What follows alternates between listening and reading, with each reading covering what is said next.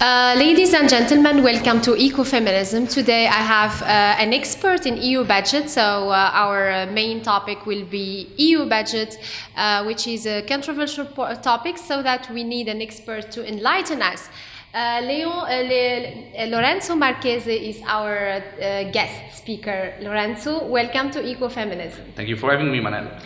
My pleasure. So, Lorenzo is an EU and communication and EU affairs consultant. He is an expert in EU budget. He made a traineeship in the EU Commission 5 years ago, and he is a guest lecturer at ICS.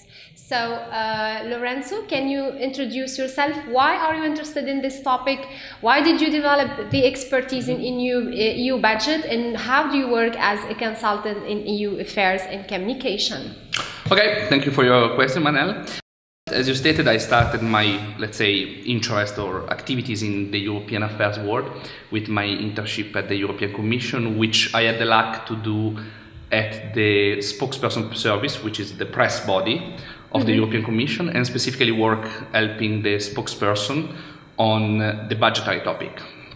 And that was a very interesting time, because it was the time, 7 years ago almost, when when the last 7-year financial planning for the European Union was being discussed. And it's now being discussed again for the next 7 years. So at the time I realized that the budgetary topic, particularly the financial planning topic, is super important in the sense that every 7 years it decides the political priorities of the European Union for the next 7 years, which means the debate that is happening now will decide the direction of the European Union between 2021 and 2027. And what is decided now will basically impact us for 10 years. Okay. From then onwards, I also understood, besides the importance of the topic, the importance of communication. Reaching out to everybody, really, citizens, institutions, political bodies, to explain what people involved in the European affairs world do, why what they do is important for them, and why it has an impact on the daily life even of people working in other parts of Europe, in Athens, in Düsseldorf, in Rome. So I thought I decided to pursue this activity and making sure the messages go out there, really. Okay, so you are an expert in EU planning budget. Can you explain to us what is EU planning budget? So, what's the difference between budget and planning budget? Okay, so we have so many terms which are not clear. It's a bit technical, yes, I understand. Technical. Absolutely, you're right. So there is, every year, the EU has a budget. This is just how much money comes in, how much money goes out in expenses. It's a very standard idea of a budget. Okay. This is every year, it's approved by the parliament, it moves forward. However, there is let's say a layer on top of the yearly budget, which is the 7-year plans, which is called, it's a bit of a mouthful, the multi-annual financial framework. I know they couldn't make it more difficult to say. So basically what happens is, at the start or before the start of these 7-year plans, the institutions, the European Commission, the Parliament and the Council, represented by all member states, with the head of the member states, so the highest possible political level, sit down together and decide how much money will the EU spend for the next 7 years in total. For the period between 2014 and 2020, it was 1,087 billion euros. Okay. And then they decide, okay, we have this much money to spend. How much we spend in the cohesion policy, which is how much money we give back to the regions to develop. How much money we spend for research and development, making European companies more competitive, just to put it simply. How much money we spend for the agriculture, the common agricultural politics. How much money we spend for programs like for citizens, for education, for civic growth. How much money we need for the administration, because of course we have salaries to pay and the electricity cost, standard bills for making an organization move forward. And so all these areas are decided 7 years in advance, and then they decide, okay, for each of these areas we've decided to spend no more than this, and then they sort of draft a planning where each year the expenses are divided. So the more money you have for one area, for example, education, the more the EU can do in that area. Okay. So this is the planning for spending. But they also decide where the European Union gets its money from. So which sources of revenues should the European Union receive? Sure. So, which paves the way for the next question about education. As you know, our TV program is entitled Ecoféminisme. So, it is a program which focuses attention on gender equality and climate change, fighting against climate change, and having a better environment, a better planet. And I think that the EU is one of the leading continents in terms of fighting against climate change, and also in terms of implementing gender equality. As well as education and Erasmus. So we call our generation the Erasmus generation, which is very powerful word. So how can the EU budget implement more money, or how can it implement more programs for education and bridging the gender gap between male and female at schools in Europe? Well, that is very much a political question, because in the end the decision process goes as following.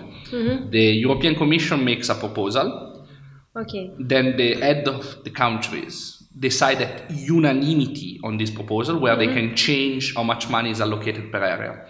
So let's say that the Commission made a proposal with a lot of money for education.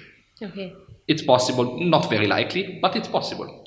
But then member states could say, actually, we need much more money for our regions, so we need to change this. And even once that the member states have done that, it's also possible for the final version drafted and accepted by the head of states goes to the European Parliament, which has to approve it or send it back. It cannot amend it. So the European Parliament cannot change. So this is the final phase. This is the final and third phase. Yeah. The first is the proposal, then the Council decides, then the Parliament decides. The priorities were, this is fundamentally, as I said, a political question. It comes, if Europe wants to invest more resources on education, if it wants to invest more resources on the fight against climate change, for example, through European projects in Horizon 2020, which is the research and development program, it's not just about telling the European Commission, you need to allocate this money in your proposal. It's really about telling your head of country, in Belgium, in Italy, in France, in Poland, guys, this is a priority. You need, when you go to Brussels and negotiate the MFF, you need to keep this priority in mind. So here I really believe that the role of citizens in different parts of Europe is very important, because in the end, the head of states must refer to their national audience, to their electorate. And that's the people that really decide in this process. And the European Parliament has a more European agenda, so anything like that will probably be accepted quite easily. Okay, this is paves the way for my next question, which is how these NGOs, trade unions, and these organizations can put pressure on the European Union to influence the budget in terms of, as you said, giving more priority to education or to climate change or to for instance, culture or whatsoever, Erasmus or... It's very interesting you ask this question, because I've recently started a training program to help organizations do exactly this, how to lobby and influence at different stages, different organizations. And just to give it a snapshot, there are different targets. The first, before the proposal is made, and this will be put out on the 2nd of May, so time is a bit tight. Companies need, trade associations, NGOs, anybody interested needs to first talk to the European Commission, because this will be the one that sets out the proposal. Guys, for the next 7 years, we have this much money. For the next 7 years, we need to focus on these areas. But as I explained, this is not enough. So the same NGOs, the same trade associations should make sure they really do reach out to members, to the governments, and to the political parties inside their country that are in government, to tell them, okay, this is a priority. When you go there, you need to fight for this. You need to make sure climate change, for example, you need to make sure there is enough money for programs against climate change. What that means really moving your national networks, moving your local networks. If you're an association in Brussels, you need to rely on your national members. If you're an association in another country, build alliances with similar groups in other parts of Europe. This all works. And this work quite overlaps. Also contact your MEPs from your constituency. tell them this is important because they can influence the debate inside the parliament. The parliament has more limited powers because it cannot amend the proposal, it can only send it back. But a strong parliament united on certain causes can still make a difference. So that is also a target. So it's really about being active and building strong alliances with people who think alike. Okay. Both inside the institutions and also in your national frameworks. Okay, thank you. Let's move to the next question, which I think the most important question. Okay. Where does the EU get its money? Citizens. But not as it should. Anyway. Okay. The revenue system of the EU started, the way in which the EU budget was supposed to be financed at the start, when this was all developed, in the 70s, was from the custom duties of the member states. So member states receive imports from outside Europe, they apply custom duties, 25% of this duty will go to the European budget to have the money to spend for European programs. Okay. This was the start. Then, with the progress of globalization and free trade, less and less duties applied, which means less and less money went to the European budget. So the first alternative was to take a harmonized 0.3% from the value-added tax of the European countries, which means each member state pays 0.3% of the VAT it collects from citizens. But this, again, was not really enough. So a new formula was created by the European Commission, which regulates how each country has to pay a certain amount of money into the EU budget. The problem with this system is that that makes the European budget hugely dependent on national contributions.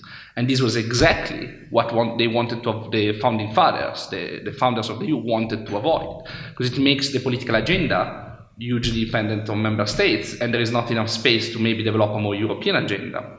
The current debates on the next 7 years plan, starting in 2021, are, for example, the European Commission has already suggested, though we haven't seen the formal proposal yet, they have suggested to introduce pan-European taxes on maybe a digital tax for big digital companies, or another suggestion was a CO2 tax on the production of carbon dioxide. To basically, and this tax will directly go to the European budget to, let's say, limit the amount of money the member states will have to pay in, which anyway will have to increase if we don't introduce this tax, because the Great Britain is going out, the Brexit, which means there is one less country paying in the budget. Yeah, sure. Now, moving to a very important question as well. How can we fight against regional inequalities or regional disparities within the European Union? We already know that there are very powerful and rich countries and other countries which are less powerful and less rich in terms of economic and financial budget. So how can we fight against these disparities and inequalities? Well, the cohesion program of the European Union, which is one of the biggest allocation of the budget on the 7 years, it's about 35% of the allocation is geared exactly towards that. And in fact, most countries receive some kind of cohesion money for the poorer regions. These seemingly, there is not enough data to be sure about this, but seemingly we are seeing economic progress in some of the poorest regions, which will slowly become less in need of this money because they're growing. Now, this is really to develop regions as such in terms of infrastructure, in terms of services for citizens like streets, or even theaters, for example. This money goes to But we also need to remember there are sometimes crisis situations, for example, the migration crisis, where a different type of allocation will be needed to manage this crisis to help countries that maybe are faced with a sudden problem that they don't really have the resources to handle. And there is discussion again at this moment when the proposal will come out about introducing new financial mechanisms to help to contain these kind of shocks. Okay. What about fighting against joblessness? So you already know that there is a kind of youth joblessness in so many countries, especially in countries which are less less powerful and less rich than the main rich countries in the EU. So how can we fight against this joblessness, or how can we encourage young people to get a job in Europe? We need to remember that a number of internal regulations are still the domain of member states. So what we could ask is, what can the EU do to help them? And in that sense, the EU can do a bit with the budget, both in terms of education. And when we speak about education, we shouldn't just understand things like university, which are, however, very important, but also more a sharing, for example, of best practices. To give an example, in Germany, there is quite a successful vocational training structure, which means people who do not want to pursue a career that requires a degree have the possibility to learn in very practical, very important jobs, like, for example, photography, or working in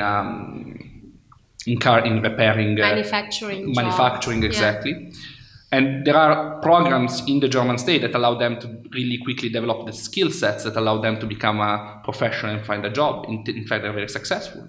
And the EU has recently started a European project that hopefully will move forward to become a broader program to introduce similar systems based on the German model in other member states, so that a similar successful educational... Exactly, because we already have international education through programs like Erasmus that allow citizens to experience a different educational system. There are programs for example, for language learning. But it's important to also see other models of education that have been successful. In that sense, the budget can really facilitate, let's say, a share of successful practices, of successful initiatives that have been implemented in one country and can now be implemented across Europe. It's just that you need resources for that, and that's where the EU budget can really make a difference, for example. And that will surely help unemployment go down. What about entrepreneurship and business? Startups, especially in countries like Eastern European countries that start to emerge as a new economic business enterprises, which can be very helpful. In creating jobs for people, especially people coming from Northern Europe to start a business in Southern or in Eastern Europe, which can be less expensive than doing business in other European countries. So how can we encourage people to make startups in these countries, actually? Well, in these specific countries, I'm not sure, but I know that the EU planning, not necessarily just the financial one, has programs to help startups develop and to help startups moving to scale up. These can be done both through, I'm not sure direct financing would be possible, because that might consider state aid when you give money directly to company for this. It can be done through programs that allow companies to develop international connections, for example. There was a project called Mobilize SME, on which I actually worked, that, for example, was an Erasmus for SMEs employees. It allowed the employee of one company, an SME, a small and medium-sized company, in one member state to work for a certain period of time. It was between 2 weeks and 2 months. At another company in another member state, and both entrepreneurs had to agree. And that really had it had two goals. One was really the education of the training and the lifelong learning of the moving employee, who basically got to experience and learn from another company, from another culture, also different type of, maybe a new technology or a new method of working. But it allowed the two companies to create a bridge with each other, to connect. And this is really where the added value of a European project or a European budget is. Because it created a new, let's call it international dimension that these two businesses will never have reached without a project that helped them connect with each other. And any new company or any new business, to really maximize its possibilities, need to be supported by a vision like this, a vision that permits internationalization. It's not about, again, it's not about... It's also the European identity and creating the European... There is a further level, which is building European citizenship. European dream also. Of course. But it has also very, let's say, even more practical benefit, which is internationalization and competitiveness of our businesses. Okay, this would pave the way to a next question, which is the relationship between EU and other partners, like the developing countries, and also the CETA, for instance, Canada and the US. So how the European budget would deal with these different partnerships? So the EU is also, it has a partner which is, I mean, in terms of collaboration or in terms of cooperation, and it has also the partner, it has to be also the partner who helps, or which helps other countries in difficulties, like African or Latin American countries. Let's maybe distinguish two aspects. One thing is trade. CETA was a trade agreement with Canada. Trade agreements are really about both parties coming to an agreement on in which way exchange goods. TTIP is another very controversial one. The moment with the US. It's not really going to happen. But the moment when Macron visits Trump, so maybe the discussion will be... If Macron manages that, that will be interesting. I never thought of that. But it's a very interesting point. But possibly. But that's trade. Trade is... trade with countries outside of the EU is purely regulated at European level. So one member state cannot start trading outside of the framework of the European Union. It's really important that all countries are framed within one single trade agreement. This is why there was a Brexit, actually. So, I mean, one of the reasons. I would say there was a Brexit. They maybe one of the reasons, I mean. They like to think they could maybe have the same trade potential. I think that's a bit of an overreach. But I think Brexit had bigger causes, but maybe we can have another episode about Brexit. We'll do it. It's a bigger topic. Bigger topics. But apart from the trade agreements, from the trade agreements, which are they're regulated by the European treaties, but they're not necessarily part of the EU budget per se, or part of the staff cost and so on. But there is no budget planning per se for trade because it's not needed. While there is a program, though it's not very big, it's about 6%, which in the last framework, we don't know the new one, which is called EU in the World. And that was things like, it's 6% of the overall 7-year budget, around 60-something billion, I don't remember the exact figure. And that is about things like development programs. So it's really about money going to third countries to help them develop, to help them build schools, hospitals, the process of democratization, more awareness in citizens, health education, all of these, and this is done usually... Gender equality as well. Gender equality, for sure, it's part of the agenda, for example, with something like the Spotlight Initiative, a cooperation between the EU and the UN exactly on development and raising gender awareness. But yes, so these programs are surely part of the EU budget. As I said, not the core of the budget, but the EU does with let's say not so big allocation. The small allocation it seems to do quite a lot already. So that is part of the program. Again, if somebody believes that more should be allocated, it comes down as to lobbying as for any other part of the budget. It's all about activism and engaging with the institution and the politics. There's no other way. It's a very good piece of advice, I mean, to give to people who want really to influence decision making in terms of, I mean, budget distribution in the EU. We come step by step to the end of this conversation. Let's say, I mean, from your experience as a consultant in communication and in affairs in the European sphere, how you explained it, you said that communication is really important, but how can you develop your skills every day? Because we already know that we are in a world which is growing very fast. The economies are growing very fast. We have Chinese and Indian economies growing very fast. So how can you develop your knowledge? And how can you try to be up to date with the market, with the international market, actually? You mean in communication? As a communication professional? Well, it should be noted that while let's think of it, the tools, that's the word I was looking for, available to communicators have changed radically across the last 20 years, I would say, probably less 10.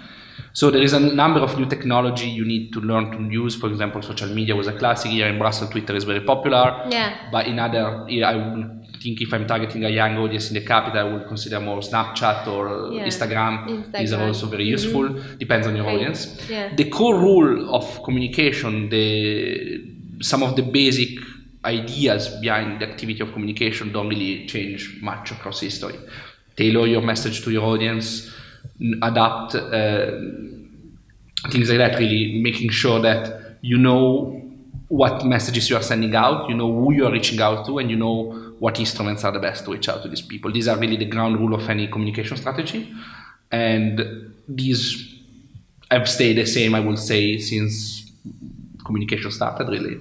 But of course, these are not enough, because once you have the basics, you need to learn how to use what is available then. And then you really have to stay up to date. You have to learn from successful campaigns from other people. You have to see how a YouTube video has been used to attract a certain kind of attention, how to tailor it to your needs. Will the same instrument work the same way in the same context? There's a lot of keeping up to date, but there is also, I would also suggest to anybody working in communication to work with a team or other to stay in touch with other people working in the sector, because the exchange of ideas, for example, can be super beneficial in terms of knowing what works when. But it's a lot of learning by doing as well. And a lot of intuition too. Sure. Also, we heard about, I mean, nowadays a very a new concept, which is digital economy and digital communication. So all what is digital actually is very up to date. So how can you introduce digital, I mean, concept into your sphere of knowledge, into your expertise? Well, digital communication has been there for more than a decade, I will say, at least, well, more than that actually, because the first social media were in 2004, 2006. So before that, there was email already, videos. Digital is part of our daily life. We all have a phone, we all have a screen somewhere at our house where we look at some communication product, be it that it's entertainment, it could be something more political, it could be something more, something of a different nature, but the concept of digital is pretty much ingrained in our life now. Adapting, as I said, adapting communication rules to this world is not particularly hard as an idea, because it's really just adapting to new tools, and it's learning how to use the fact that, for example, everybody can communicate with everybody else instantly, that is quite unprecedented actually. But once you know your audience, once you know who you are targeting, you just have to see, are the people I'm targeting more on Facebook? Are the political aficionados more on Twitter? Am I looking for really a professional community on LinkedIn? Do I want to create more, let's say, for example, do I want to create a more interactive campaign where people have to answer a few questions and then they win a prize? I know somebody that, to spread knowledge about a European policy, made on Facebook a small survey, and he put out about 10 high functional pen drive, or 10 top technology pen drives that the first top 10 people that got all the answers right received by post. And this is a very nice interactive campaign exploiting the system, the type of the tool. Again, it's very polyhedric. There is no, I wouldn't say there is one digital key rule.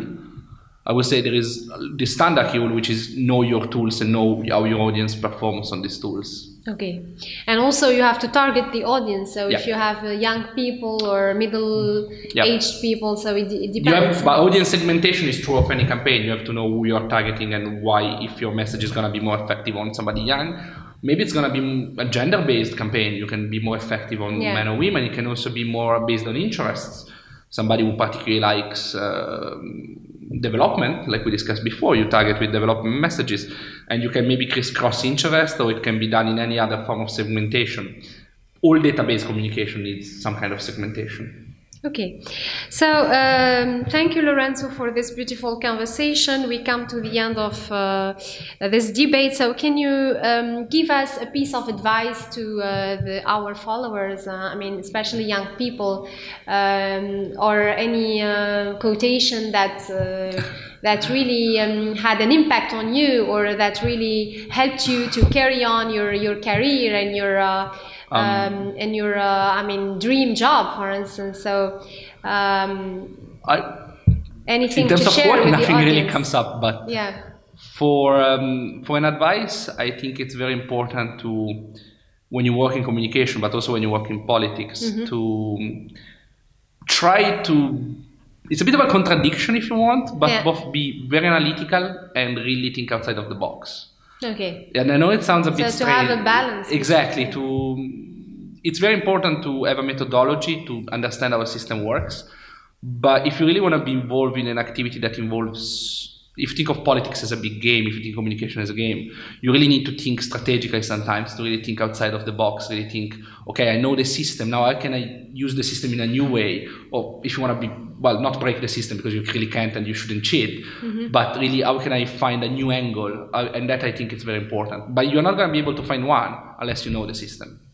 Okay, thank you for this important piece of advice, because we are getting closer to the elections and the European elections next year. So I think that so many young people would be interested in communication tools and in political tools. So for any details, you can go to, I mean, your website. Do you have a website? I don't. I have a LinkedIn page. LinkedIn page. Okay, so you can go where to you the can LinkedIn. To contact me. Yeah, you find the contact details of Lorenzo, and he can be very happy to give his, or to share his expertise.